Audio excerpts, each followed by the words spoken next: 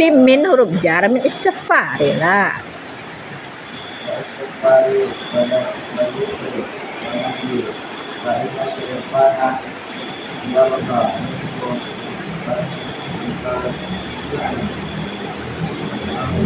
Umurihi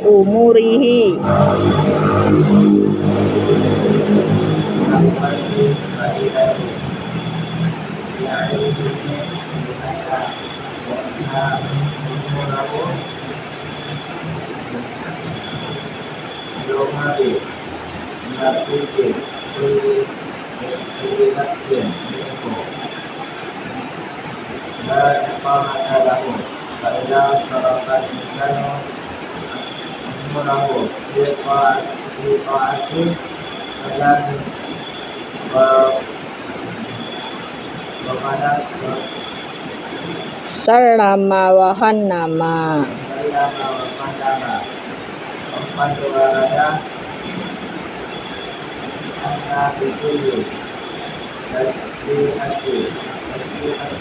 Tasbihatin. Tun.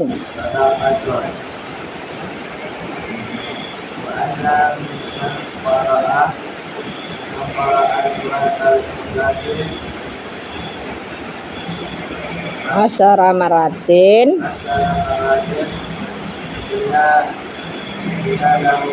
Bunyalahu kasurun fil jannati. Terus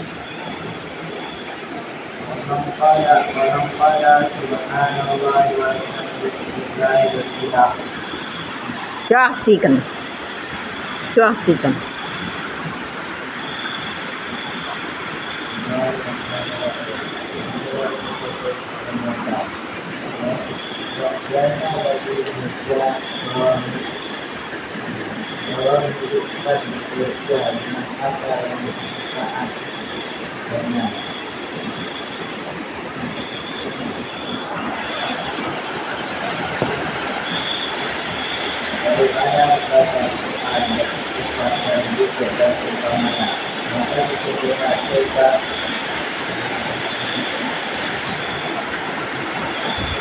Kita ulang ya, kemarin.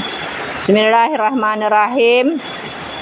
Sepatut tambihun yang bakhil insan astaghfira bima yanfa'u min qiraatil Qur'an wal istighfari wa dzikrin wa nahwihi fa inna syaitana yarda minhu bitadi'i umurihi min khairi faidatin li ilmihi bi anna umurahu jawahirun nafisun kullu nafsin minhu la qimata lahu fa iza sarafal insanu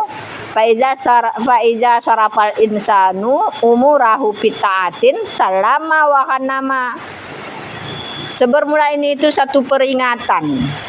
Sepatutnya bagi manusia bahwa menyibukkan ia dengan barang atau sesuatu yang bermanfaatlah akannya, sesuatu nyatalah daripada membaca Al-Quran. Itu sibukkan dengan membaca Al-Quran. Kenapa? Karena Al-Quran yang kita baca itu kalau dikubur dia menjadi, dalam hadis kan menjadi penerang, ya kan? Lampu penerang kita, menjadi ketika dia nanti menjadi syafaat, menjadi syafaat kepada kita. Dan istighfar, perbanyak istighfar, dan berzikir dan seumpamanya. Fa inna syaitan, maka sungguhnya syaitan reda ia daripadanya manusia dengan tadi kemarin apa? Sia-sia umurnya min khairi faidatin, daripada ketiadaan berfaedah di ilmihi, bagi ilmunya. Jadi setan itu senang kita itu berilmu tapi ilmu kita tidak berfaedah. Maka bagaimana cara setan itu menggoda kita supaya ilmu kita itu tidak bermanfaat?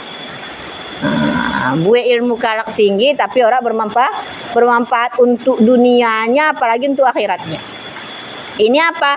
Digoda oleh setan, dia buatlah murid tadi buruk sangka terhadap guru, tidak beradab, tidak memuliakan ilmu, sehingga tidak dapat keberkahan ilmu.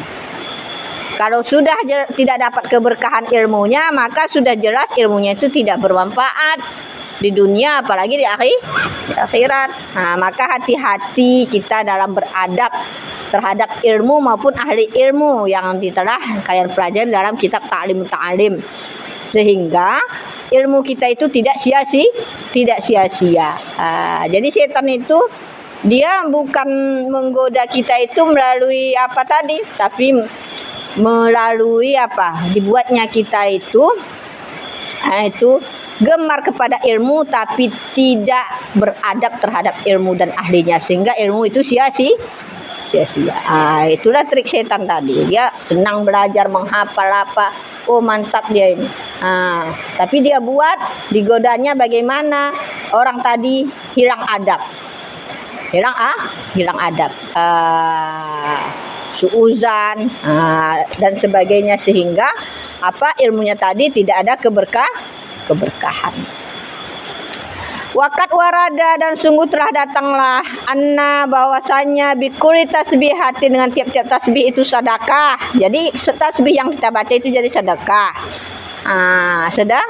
Sedekah ini apa? Dalam hadis as-sadaqatu tufiul bala. Sedekah itu menolak bala, penyebab terjauhnya bala baca tasbih. Maka musibah itu yang datang, gempa apa, musibah itu datang, itu karena orang sudah berani bermaksiat secara terang-terangan. Secara jahir, ada terjadi mau banjir, terjadi mau gempa. Jadi ini kalau akan terjadi musibah yang nyata-nyata bagi kalau kalak bermaksiat ini masih sembunyi sendiri-sendirinya. Kalau dia berdosa sendirinya, maka dampak dosa itu hanya kepada dia. Tapi kalau berdosa secara jahir-jahir, berani berzina, berjari minum-minum terang-terangan, maksiat, itu dampaknya sampai kepada orang lain. Karena Allah tidak menimpakan bala kecuali nanti orang sekitarnya akan kena, orang yang saleh kena. Makanya itu apa namanya itu? Begitulah cara setan tadi membuat manusia itu terjerumus menyia-nyiakan waktunya. Nah tadi setiap tasbih sedekah. Wa anna minal wa an marra'a, dan bahwasanya ini hadis ini man qara'a, orang yang membaca surah Al-Ikhlas asara maratin 10 kali bunyalahu kasru fil jannah, niscaya dibinalah baginya akan istana pada surga. Jadi 10 kali hamping kita baca surah Al-Ikhlas, ini dibuat bantal rumah di akhir, dibuat kita nanti di akhirat itu apa? 10 istana, apalagi banyak. Ya kan? Apalagi banyak dibaca itu surah Al-Ikhlas itu, amalkan itu. Usahakan jadi wirid 10 kali minimal. Siap sholat subuh atau siap zuhur, amalkan. Ini kan udah kalian tahu hadisnya, amalkan. Kalau dalam apa itu kan ada juga kita baca. Dalam apa nama itu tadi? Ratibul Haddad itu 3 kali kita baca ya kan? Dalam apa? Itu bisa ditambah,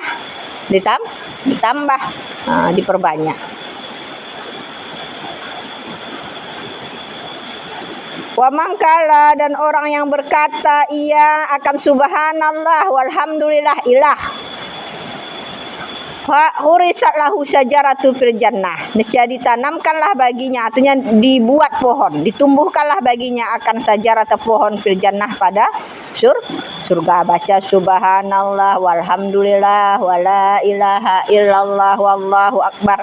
Itu kita baca di sini, di surga itu bertumbuhan tanaman yang nanti akan disediakan untuk kita. Baca itu. Makanya aja kalian ketika baca wirid bawa tasbih. Pernah saya enggak senampak saya kalian bawa tasbih. Hitungannya kadang subhanallah 33 kali. Ya kan? Itu harus 33 kali. Kenapa? Beda.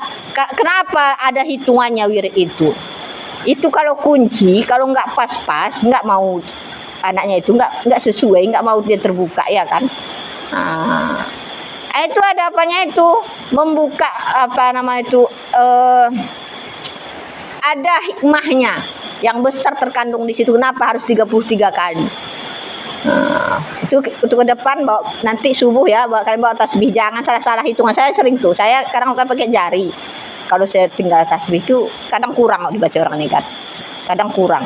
Sering kurang daripada lebih. Harus pas-pas. Paham, Jay? Kan sering bawa wirid kan. Rone bawa tasbih. Udah kalian ada semua tasbih, udah berterikat. Ya? Beda hikmahnya itu.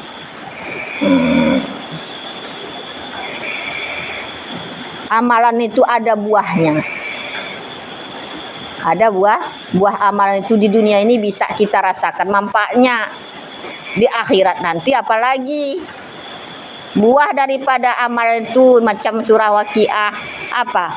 Buahnya mudah rezeki, baca surah Kahfi, apa namanya itu, dosa kita terampuni, apalagi selamat nanti ketika dari Dajjal. Baca surah Al-Muluk itu memimpin kita sampai masuk surga. Orang baca surah Al-Muluk, kenapa kita amalkan itu setelah maghrib itu jangan ditinggalkan. Itu orang baca surah Al-Muluk kan kalian lihat itu di apa dilahnya dalam kitab taklim ada juga di situ, di Majmu' Syarif itu kan ada juga kan. Itu dituntunnya kita sampai masuk surga, tidak akan diazab dari azab kubur, tidak mendapat azab kubur orang yang selalu membaca surah Al-Muluk. Jadi kalau orang sudah selamat di alam barzakh, sudah tentu sampai di akhirat dia selamat, sampai ke surga. Makanya jangan kalau misalnya tadi tidak terbaca saya, dia yang wajib saja bisa dikada, apalagi yang sunat. Baca subuh, sunatan dalam hati kita. Paham? Saya kan kalian nampak kan, kalau nggak saya baca itu kan subuh saya baca. Kalau saya nggak masuk malam, ada apa merengek, subuhnya saya baca. Itu diamalkan, jangan tinggal. Nah, karena ilmu tadi untuk diamalkan supaya jangan sia-sia umur kita. Mana lagi? Fa'aina haza maka bermana ini mimma daripada barang lastafidu tidak berfaedah. Iya syai'an akan sesuatu. Jadi tidak ada yang tidak berfaedah dalam hadis ini. Maksudnya semua berfaedah. Wa syarru min zalika, dan lebih buruk daripada demikian ialah ayatakallama, bahwa berkata-kata ya seseorang bikalimatin dengan satu kalimat yaghdabu biha maulahu, yang marahlah dengannya kalimat oleh Tuhannya. Yang paling buruk lagi kita mengucapkan satu kalimat yang membuat Allah itu murka, marah Tuhan kita. Nah, itu apa? Perkataan yang sia-sia, perkataan yang menyakiti orang lain. Ayu zabiha akahu, atau menyakitilah biha dengannya perkataan tadi akahu akan saudaranya, menyakiti hati saudara dengan lisan kita. Fakat maka sungguh warada, datanglah annal hamba, hadis maksudnya itu datang ya, annal abda, bahwasanya hamba yatakallama bi kalimatin, sungguh berkata dengan satu kalimat, min syarri daripada keburukan, la yalka, sungguh dicampakkanlah dialah karenanya keburukan tadi, yahwi biha, yang turunlah dia dengannya, pi jahannam, pada neraka jahannam, abadu, lebih jauh, ma bainal masyriq wal maghrib, di antara timur dan barat. Jadi gara-gara perkataan kita sedikit saja, satu kalimat saja menyakiti hati orang lain, apalagi sampai teringat orang sampai mati ucapan kita tadi, ya kan? Satu kalimat saja sakit hati orang kita buat, itu kita dimasukkan ke neraka jahanam. Yang kedalaman neraka jahanam tadi jauh jadi bawah, antara timur dan barat. Bagaimana pula itu? Sudah dikerak itu, terbayang kita itu. Sudah dikerak neraka. Makanya jangan sekali-sekali menghanyang. Kalau tujuannya itu menyindir, menyakiti, sakit hati orang, itu sudah neraka jahanam, ya kan? Seperti hadis ini, hanya hisa tapi tujuannya memang menyindir, tujuannya memang merendahkan orang lain, menyakiti orang lain, maka itulah hadis ini nanti kita kena dia ini. Hati-hati dalam berucap. Hati-hati, maka lisan kita itu ya lebih tajam daripada sembilu. Ini Ustadz Mangko nih nah. Tapi tujuannya apa? Meremehkan, ya kan? Itu apa nama itu sudah terkena kita hadis ini. Kalau tujuannya meremehkan. Tapi kalau seorang guru, guru mengatakan itu tidak. Ketika guru kita menegur kita secara langsung, itu tidak dihitung. Oh, Ustadz Enda lebih kalau aku punguhina. Memang kadang harus begitu. Diam-diam dia nggak ada, kan ada hukum takzir kita hukum Islam itu. Dipermalukan baru dia sadar. Kadang itu pun tidak sadar. Udah diberdirikan, dipermalukan tidak sadar. Ya, paham itu ya? Pakat warada, udah. Warubama dan kadang-kadang kanat adalah tilka kalimat demikian kalimat itu sebab pisanati syai'atin pada apa? Tingkah laku keburukan yastamiru amalu biha yang berkekalan dia beramal dengannya ba'dahu setelahnya. Pada yaziru maka senantiasalah ia yu'azabu diajab ya fi kubrihi pada kuburnya. Madama selama yu'malu biha diamalkan orang dengannya. Jadi kadang-kadang gara-gara perkataan kita tadi yang buruk itu membuat kita menjadi terbiasa dengan beramal itu. Sehingga gara-gara itu kekal kita diajab di kubur. Apalagi perkataan kita tadi jadi amalan kepada orang, jadi sedekah jariah. Berarti sesuatu yang buruk bermanfaat kepada orang menjadikan sedekah jariah seperti ilmu bermanfaat, ya kan? Sesuatu yang baik yang kita ucapkan sehingga itu menjadi amalan bagi orang kan menjadi sedekah jariah. Saya nasihati kalian patuhi, kalian amalkan maka jadi sedekah jariah. Mati saya kalian ingat, kalian amalkan maka itu jadi sedekah jariah. Mengalir saya dapat pahala di kubur. Tapi ketika ucapan saya buruk tadi kalian ingat dan amalkan begitu juga, jadi itu menyebabkan siksa dalam kubur. Setiap kalian berbuat sesuatu itu yang jahat maka terkena siksanya. Ini adalah makanya ada hadis manda'a ilad dalalah falahu ismun. Ada hadisnya itu.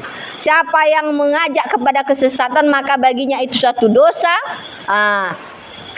Sama seperti dosa orang yang dia azab lah yang kusumin huzalik, yang tidak dikurangi sedikit pun. Man da'a dalalah falahu ismun, maka baginya dosa. Begitu juga man da'a ilal huda falahu ajrun, siapa yang mengajak kebaikan baginya itu pahala lah yang kusumin huzalik, yang tidak dikurangi daripada demikian, tidak dikurangi. Dimana siapa kita ajak dia berbuat baik maka kita dapat pahalanya. Dia yang baca surah Al-Muluk, yang menyuruh tadi yang dapat pahala. Ya, yang menyuruh tadi dapat pahala sama seperti membaca surah Al-Muluk. Paham? Fakat maka sungguh kira dikatakan orang, ya waila celakalah man mata orang yang mati walam tamut dan tidak matilah syai'ati keburukannya. Orang yang sudah dia mati keburukannya tidak mati masih disebut-sebut orang, masih dikerjakan orang. Ini sihir itu asalnya satu yang ngajarkan terus diambil sama orang, diambil. Itu yang nenek sihirnya itu selalu kena ajab itu. Nek lampir itu ada murid-muridnya, dia masih kena ajab. Padahal yang tukang santet sekarang bukan dia lagi, murid-muridnya. Begitulah juga ulama yang mengajar bukan dia lagi, ya kan? Guru kami udah meninggal, yang mengajar kami, tapi guru kita selalu dapat manfaat dari apa yang telah kita ajarkan dan kita amalkan. Li'annal abda karena sesungguhnya hamba iza mata apabila mati ya ingqatat amaluhu terputuslah amalannya illa kecuali Min amali amalan, daripada amalan, man amala amalan, orang beramal akan amal soleh, ya'malu bihi, yang beramal ia dengannya, mim ba'dihi, daripada setelahnya, kal ilmin, seperti ilmu, ataupun wakaf. Nas'alullahi husnul akibah, kita meminta kepada Allah akan kebaikan balasan. Nah, ini lagi. Wafil khabri marfu'an, dan sabit pada kabar marfu. Itu kan ada hadis marfu dalam kitab apa kalian pelajari Minhatul Muqis sama Ulumul Quran. Apa itu hadis marfu? Hah? Hadis yang sampai kepada Nabi, terus ada sambungannya itu. Hah? Berarti sanadnya sampai kepada Nabi. Nah, berarti hadis kuat ini. Inna razula, sesungguhnya seorang laki-laki, la yatakallama, sungguh berkata ia bikalimatin, dengan satu kalimat, mayuridu biha, apa yang menghendak ia dengannya kalimat, illa, kecuali ayyadahikal kaum, bahwa tertawalah oleh kaum. Ya kan? Kecuali tertawa oleh kaum. Yahwi biha ba'da ma baina sama'i wal ar, niscaya turunlah ia dengan sebabnya kalimat tadi, setelah itu ma baina, barang di antara langit dan bumi. Maksudnya apa? Masuk dia ke neraka sejauh langit dan bumi. Nah, sejauh langit dan bumi. Kalau ada orang sengaja dia berkata-kata supaya jadi tertawa orang. Kalau tertawa orang kan lalai orang, habis waktu orang ketawa. Itu dimasuk dia ke neraka sejauh langit dan bumi. Inilah makanya tidak boleh kita jadi pelawak. Jadi pelawak. Kalau jadi ustaz jangan jadi ustaz pelawak. Kalau tujuan kalian itu untuk membuat orang tertawa, itu bisa masuk neraka. Tapi kalau tujuannya supaya menghidupkan suasana, beda. Ada kan kalak temenung, kemora itu dipancing sama apa sesuatu yang buat ketawa kan, itu Ustaz Somad juga orang tawa. Tapi itu supaya pas semangat, jangan orang tertidur ceramah ngantuk. Jadi jangan disalahkan Ustaz pun banyak juga pelawak. Jadi beda triknya. Kalau tujuannya semata-mata untuk terbuat orang tertawa macam pelawak, maka dia itu akan masuk neraka, diturun ke neraka sejauh langit dan bumi. Maka hati-hati jadi pelawak. Wafil hadis, dan sabit pada hadis Ibnu Umar radhiyallahu anhuma, la taksirul kalam, jangan engkau banyakkan akan perkataan, bi khairi zikrillah, kecuali dengan menyebut Allah. Jangan engkau sibukkan kecuali menyebut Allah. Kenapa? Karena fatakasu kulubakum, maka apa namanya itu, keraslah akan hati kamu, maka mengeraskan ia akan hati kamu. Jadi kalau jangan sibukkan kecuali berzikir kepada Allah, karena bisa mengkeraskan hati. Makanya banyak berkata termasuk penyakit hati kan begitu ya. Dalam Hidayatus Salikin kita ajar pengajian itu. Banyak berkata termasuk penyakit hati yang 10, banyak bicara, banyak makan. Kenapa? Karena bisa mengeraskan hati banyak bicara itu. Berlagu, bernyanyi-nyanyi Roni, itu mengeraskan hati. Makanya dilarang kita banyak berucap, karena ucapan kita yang keluar itu dicatat malaikat. Catat, Roni hari ini bicara ini panjang, catatan malaikat tadi. Panjang lagunya, satu album habis lagu Bage. Jadi sia-sia umur, hati keras. Mendingan baca Al-Qur'an. Wa inna abadal qulub minallahil qulubul qasi. Apa maknanya itu?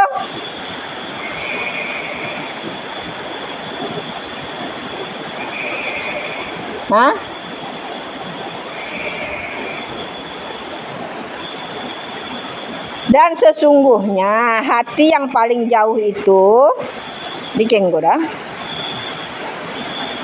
Sesungguhnya abadu, jauh, yang lebih jauh hati daripada Allah itu hati yang keras, kasih keras. Jadi hati yang keras itu akan jauh dari Allah. Makanya jangan berhati keras. Paham Roni? Jadi penyebab hati kita keras itu banyak bicara, banyak makan. keras hati itu. Nah, banyak berbuat sia-sia, banyak mata kita melihat maksiat. Nah, maka carilah yang melunakkan hati. Melunakkan hati itu apa? Baca Al-Quran, pahami maknanya, berzikir, sholat, tasbih. Itulah amal-amal itu melunakkan hati, menjinakkan hati. Kalau hati kita zina itu, maka mudah pula lah Allah itu memandang hati kita. Allah mudah memberikan hidayah ke hati kita supaya kita itu beramal. Istiqamah. Mawaizu tata'allaqu bil amanah tatimmal majalis. Nasihat yang bergantung dengan amanah, yang berhubung dengan amanah itulah menyempurnakan bagi majelis ini.